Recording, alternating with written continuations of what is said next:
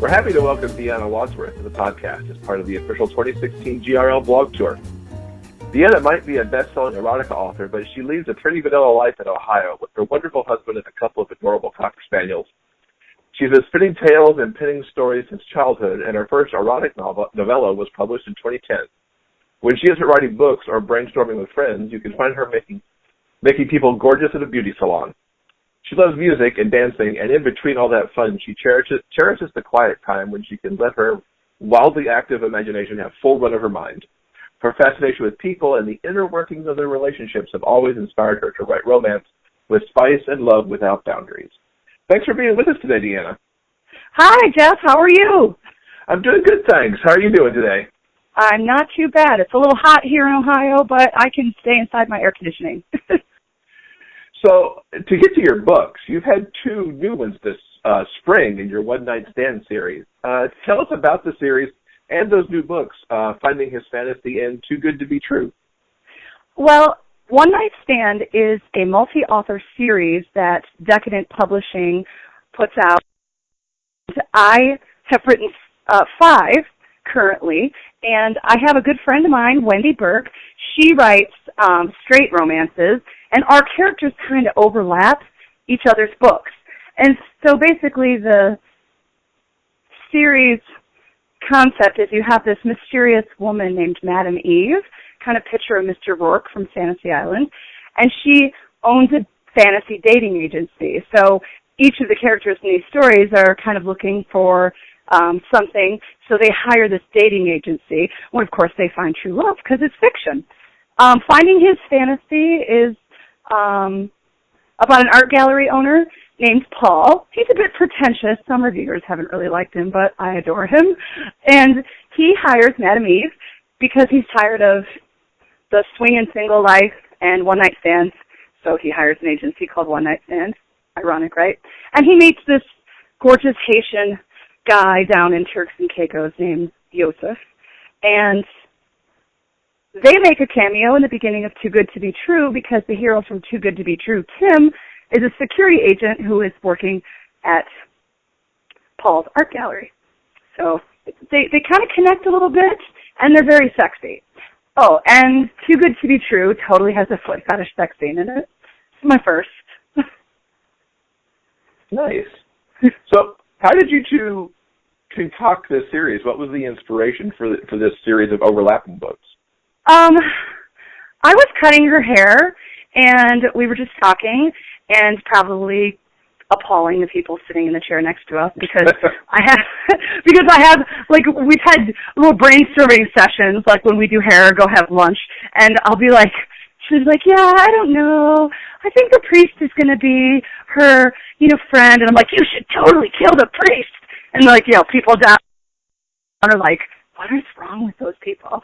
So we just kind of laughed, and I ended up, the first book I wrote was Bear It All, and the hero is a bear named John.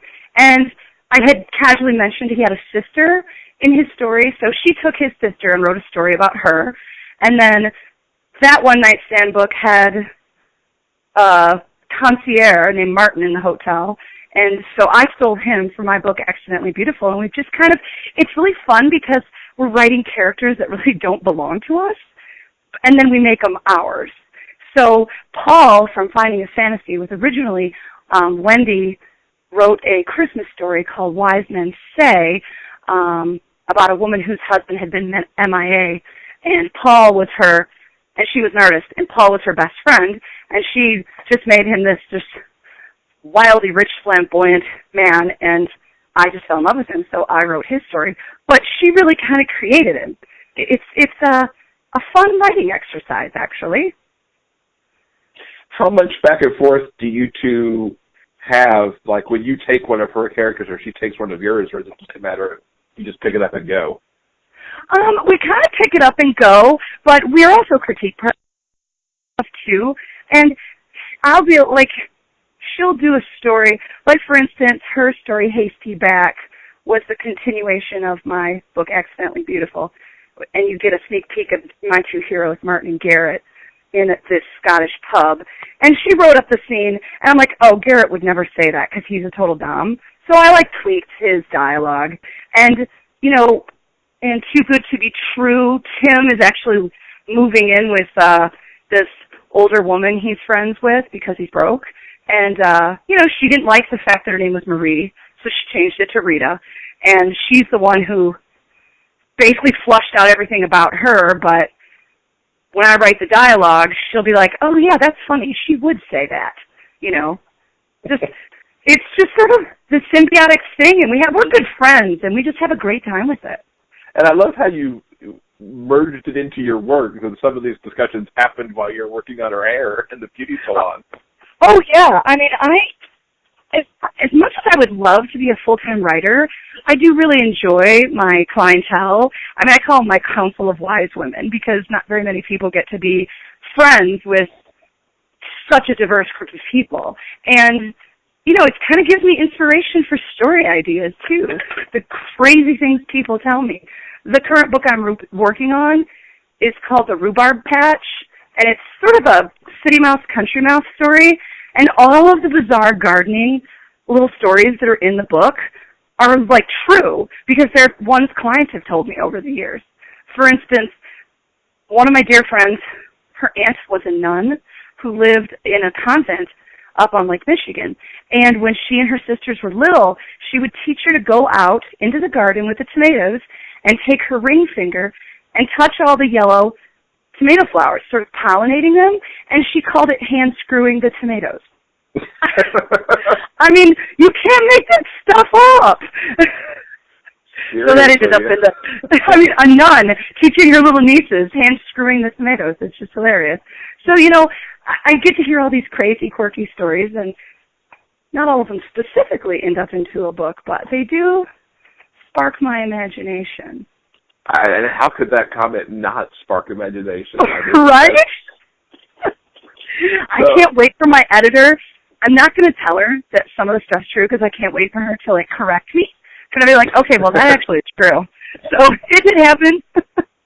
So Naughty Cupid is another of your bestsellers. Tell us what's behind that book. Naughty Cupid is a first-person story about a Cupid named Leo. And I've sort of created this absurd version of mythology and the real world. There's an interdimensional association of Cupids, the IDAC, and they have a gay division and a straight division, and Leo works in the gay division, and the gay arrows are weaker, and he is very disgruntled about the organization, which is very like the FBI, sort of, very all rules and procedures, and he has acquired an illegal gaydar device. So he's scanning closeted gay people and shooting them with his gay loss arrows just to kind of stir up trouble. And he gets caught by an Aztec god of the wind who works in the straight division of the IDAC. And they have this immediate attraction. It's very magical and out of control and sexy but Leo is a big potty mouth and very sarcastic, and they just end up having this crazy adventure, and there's lots of gods, Aztec gods coming in and threatening to rip people's hearts out, and, but then funny things like Dionysus Catering Company, which, just goofy things like that ends up being sort of a story about how love is love, because Ethan is straight. The Aztec god Ethan, he's straight, or so everyone thinks. So it's sort of got this underlying theme that was actually pretty accidental on my part. It's just what everybody seemed to pick up on, and I kind of fleshed it out a little more. But it's pretty fun, and there's some sad things in there too, but for the most part, it's just sexy and funny. Nice. It sounds a lot of fun. The Dionysus Catering Company. Yeah, I have a disclaimer on the first page that says that if you're a stickler for rules, you should probably skip the book because I've bastardized everything. And, but if you like time travel, penis piercings, and hot sex, then you'll like the story. So So you've talked a little bit about Rhubarb Patch. You want to tell us a little bit more about that and anything else that's coming up for you? Well, that is the only book that I have. Two books that I'm working on, but this one took precedence. It's actually, in a nutshell, it's a young guy inherits his dead grandmother's house, but he did not know his grandmother very well, and he moves out there, and he has a very eclectic neighbor named Phineas. He gardens all the time. He's just an odd, quirky character. You know, the city guy's name is Scott, and he doesn't understand how this guy could be a Republican, and he's just like everything that Scott doesn't understand. And he has this old dog named Sister Mary Catherine, who is a schnauzer that used to live with his aunt, who lived in a convent. So see how I twisted that little story in there. And Sister Mary Catherine is actually a friend of mine's, schnauzer that passed away last year, and I lost my dog this year, and which is pretty awful, so we won't talk about that.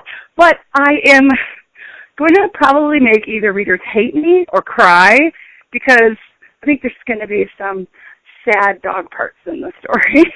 Oh. But I'm hoping it's going to be funny, too. I don't know. Sometimes, I don't know. I either write really funny or really sad. So I'm hoping this book has a twist of each. You know, sort of it's got a lot of mortality woven through the story. I think a friend of mine, I said last year, I also write young adult under the name K.D. Worth, and I wrote a story called The Grim Life, about a teenage boy that was going to kill himself, and the Grim Reaper that saved his life. So that book's pretty sad. And actually, Naughty Cupid has some really sad parts in it. And I told my friend, I go, is this because, like, I'm depressed and morbid, or are my characters making me this way? And we decided it's just like a chicken or the egg thing. Like, I don't know. If I'm writing funny, then I'm funny. If I'm writing dark, then I'm dark. Whether it's me or... I guess I'll never know. I tend to agree with chicken or the egg on that one. It just kind of...